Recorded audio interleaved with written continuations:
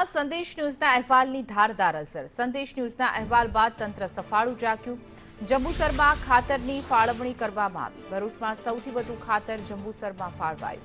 ખેડૂતોએ ટોકનમાં આજે લગાવી હતી ચપ્પલની લાઈન। ખેડૂતોને પડતી હાલાકીનો અહેવાલ સંદેશ ન્યૂઝે પ્રસારિત કર્યો હતો।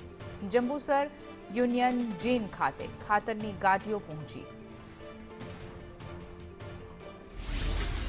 सरकार द्वारा आज अमोने सवार में एक गाड़ी 630 गुणनी आज अमोने मळेल छे अने खेडूतोने अमारी एक विनंती एवी छे के भाई खोटी धक्का मुक्की ना करो।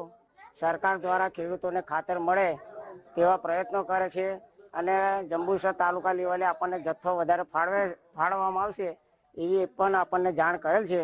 जेथी अमारे खेडूतोने एक नम्र विनंती छे के कोई धक्का मुक्की ना करे, समयसर लोकोने खातर मळशे, चिंता ना करो અને કર્મચારીઓને પણ સહયોગ આપો।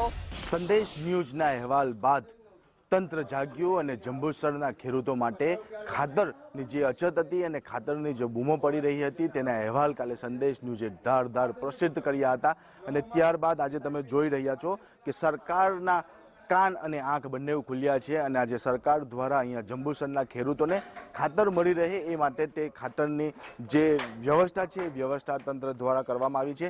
અને હાલ જંબુસરના ખાતર કેન્દ્ર ઉપર સરકાર દ્વારા ખાતરની ફાળવણી કરવામાં આવતા તાબડતોડ સ્પેશિયલ કેસમાં સરકારે ખાતર ફાળવણી કર્યું છે અને તે ખાતર સાથેની ગાડીઓ ખાતર સ્ટેન્ડ પર આવી ગઈ છે અને તમામ ખેડૂતોને અહીંયાથી હવે ખાતર વિતરણ કરવામાં આવશે।